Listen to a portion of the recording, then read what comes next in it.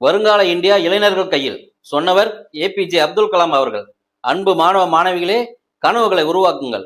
இந்த உலகத்தில் சாதிப்பதற்கு மீண்டும் ஒரு வாய்ப்பு கிடையாது. கிடைத்திருக்கும் இந்த அற்புதமான வாய்ப்பை சரியாக பயன்படுத்தி கொண்டு உங்களுக்குண்டான கனவுகளை உருவாக்குங்கள். நீங்கள் எந்த துறையில் சாதிக்க விரும்புகிறீர்களோ அந்த துறை சார்ந்த புத்தகங்களை கையில் எடுங்கள். புத்தகங்களை தொடர்ந்து படிக்கும் ஆர்வத்தை ஏற்படுத்திக் கொள்ளுங்கள்.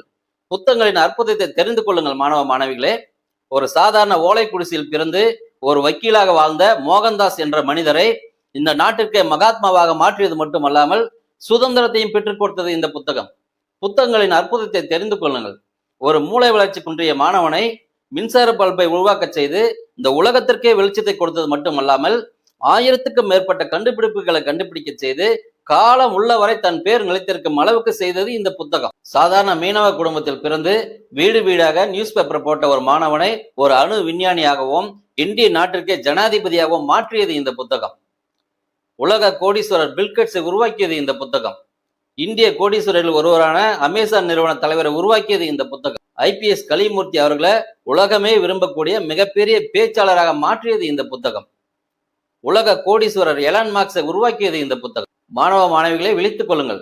உங்கள் கனவுகளை அடைவதற்காகவும் இந்த உலகத்தில் மறைந்த பிறகு வாழ்வதற்காகவும் உங்கள் துறை சார்ந்த புத்தகங்களை கையில் தங்களுக்குள் இருக்கும் மூளையின் பலத்தை தெரிந்து கொள்ளுங்கள். மாணவ மாணவிகளே, 1600 எடை கொண்ட தனது மூளைக்குள் கோடிக்கணக்கான மூளை நரம்பணுக்கள் பிணைக்கப்பட்டுள்ளது. அதன் வழியாக தான் நம் உடல் பாகங்கள் அனைத்துக்கும் செய்திகள் அனுப்பப்படுகிறது. நாம் பார்க்கின்ற, கேட்கின்ற, நுகர்கின்ற, சுவாசிக்கின்ற, தொடுகின்ற அனைத்தும் ஐம்புலங்கள் வழியாக மூளை உள்வாங்கி ஆழ்மனம் எனும் சேமிப்பு கிடங்கில் சேகரித்து அது போலவே நம்மளை வழிநடத்தும். ஆழ்மனம் என்பது நீங்கள் என்ன கேட்டாலும் கொடுக்கும் வல்லமை பெற்றது. ஆழ்மனம் பிரபஞ்ச சக்தியோடு நேரடி தொடர்பு கொண்டு ஆழ்மனம் இரவு பகலாக உங்கள் எண்ணங்கள் வழியாக நீங்க கொடுக்கும் பதிவுகளை நிறைவேற்ற வேலை செய்து கொண்டே இருக்கும். ஆகையால் உங்கள் ஆழ்மன சக்தியை பயன்படுத்தி மிகப்பெரிய சாதனைகளை உருவாக்குங்கள். இந்த ஆழ்மன சக்தியை பயன்படுத்தி தான் காது கேட்காத, கண்ணு தெரியாத, வாய் பேச முடியாத எலன் கெல்லர் இந்த உலக வரலாற்றில் இடம் பிடித்துள்ளார். இந்த ஆழ்மன சக்தியை பயன்படுத்தி தான் ஜெர்மனிய காது கேட்காத இசை மேதை பீத்தோவன் உலக வரலாற்றில் இடம்பெற்றுள்ளார்.